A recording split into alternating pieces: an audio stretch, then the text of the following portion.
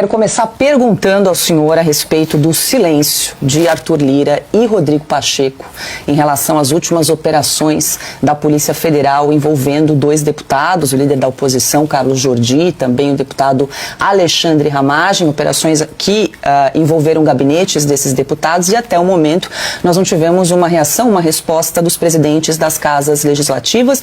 Gostaria da sua avaliação, como é que está nos bastidores, o que os deputados têm falado em relação a não reação, a inação de Rodrigo Pacheco e Arthur Lira em relação a essas operações?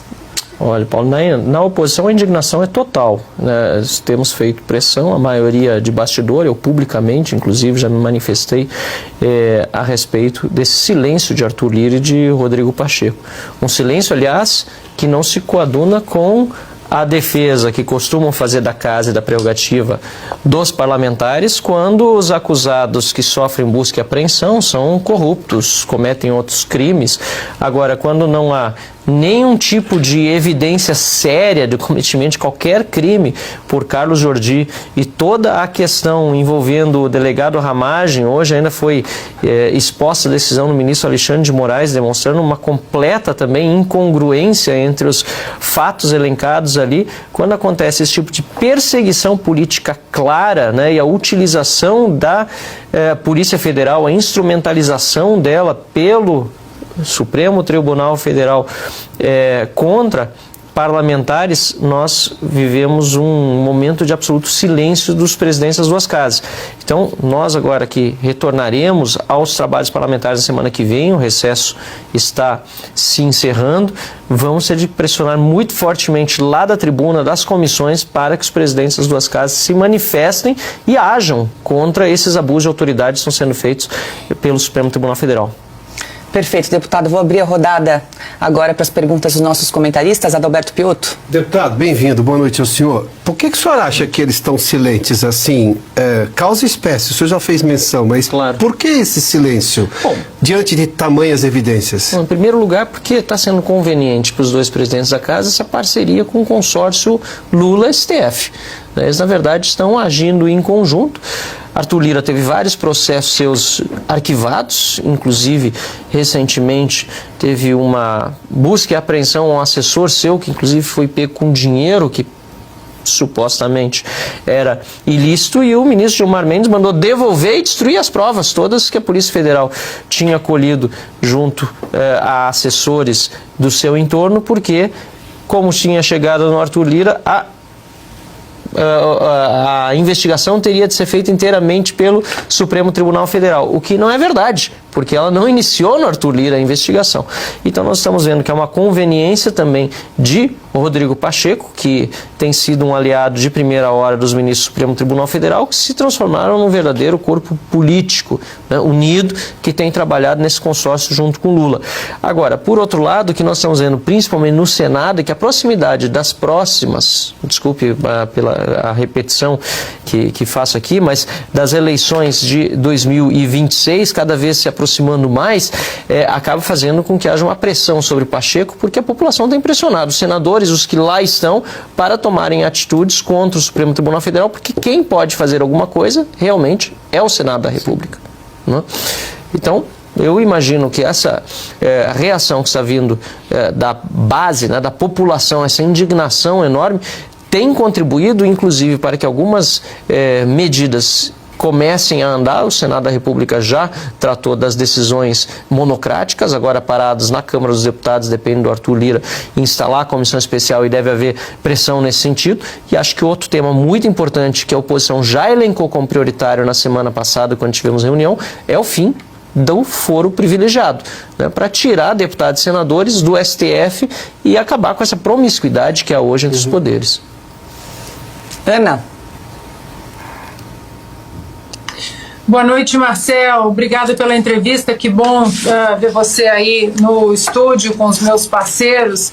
Marcel, quero pegar esse gancho que você disse do foro privilegiado.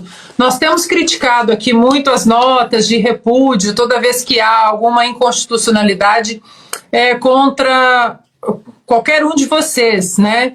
E também temos mostrado que a população está cansada dessa conivência, do silêncio, e sempre colocando até o seu nome como um dos poucos nomes de coragem ali na Câmara que de fato continuam operando com a mesma coragem que poucos demonstram apenas nas redes sociais. E aí, Marcel, o que eu gostaria de te perguntar era o seguinte, entrevistando uma vez o senador Girão, ele disse que uma proposta para a extinção do foro por prerrogativa de função, né, o foro privilegiado, já foi apreciada pelo Senado. Será que o foro, essa extinção desse foro por prerrogativa de função, não deveria ser um dos principais focos esse ano, já que parece que muitos deputados e senadores eles têm medo de proteger a Constituição contra ministros do Supremo Tribunal Federal exatamente por causa do foro por prerrogativa de função? Eu sei que tem muita coisa que o Congresso precisa resolver, mas será que isso, como prioridade, não colocaria muitos parlamentares de pé novamente e não ajoelhados com medo do Supremo Tribunal Federal? Sem dúvida, Ana Paula. Antes só quero lamentar que a gente não está se encontrando pessoalmente, mas tenho a alegria de estar aqui nos estúdios da Oeste. Vim, aliás, ontem também visitar aqui, recebi o convite da Paula e dos demais para estar aqui no estúdio. Estou muito contente de poder presencialmente participar aqui do programa em São Paulo. Agradeço demais o convite. De fato, o fim do foro privilegiado vai aliviar muito essa relação que há entre deputados e senadores e os ministros do Supremo Tribunal Federal e retirar esse receio que muitos têm de serem julgados pelo Supremo, porque vai aí para primeira, segunda instância, qualquer processo, né, contra deputados e senadores. Isso é o correto, isso é o que deveria sempre acontecer. Na verdade, a ideia do foro por prerrogativa de função é que crimes de corrupção, crimes contra a administração pública, que afetam a sociedade como um todo, teriam de ser julgados mais rápido e por isso, por atingirem tantas pessoas, terem uma solução mais célere, se criou esse foro por prerrogativa de função para os deputados e senadores. Acontece que está sendo usado de forma completamente errada, criando e estreitando laços de amizades e de promiscuidade e de receio também entre deputados, senadores e ministros do STF que levam a essa situação lamentável que nós vivemos. E concordo com você quanto à questão das notas de repúdio, né? As pessoas estão cada vez mais cansadas de ver notas de repúdio, de manifestações. A crítica ela realmente é necessária para que haja realmente mais atitudes no sentido de fazer com que esses abusos de autoridade cessem, mas por outro lado nós vemos também que até a manifestação de muitos deputados que nós esperávamos estarem mais atuantes no sentido de defesa das prerrogativas não acontece. Então é uma situação muito triste que nós vivemos no Brasil de censura promovida pelo governo e de até autocensura, né, das próprias lideranças que deveriam estar no exercício dos seus mandatos, representando de fato seus eleitores e cidadãos brasileiros que não aguentam mais essa situação em que hoje nós estamos vivendo. Para quem está nos acompanhando pelas rádios e web rádios em todo o Brasil, nós estamos recebendo aqui no estúdio de Oeste Sem Filtro o deputado Marcel Van Hatten. Silvio Navarro faz a pergunta.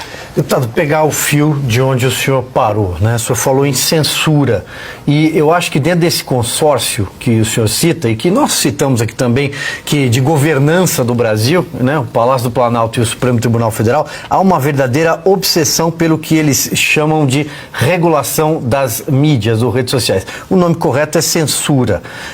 O senhor acredita que eles vão retomar a carga de novo? Tem o PL 2630 ou alguma outra frente para tentar passar ali no plenário do Congresso e tem chances de, numa segunda rodada, né, uma segunda tentativa, no passado não deu certo, passar? É muito perigoso, sim, Silvia. Essa pergunta é fundamental porque nós precisamos estar completamente alerta para essa situação.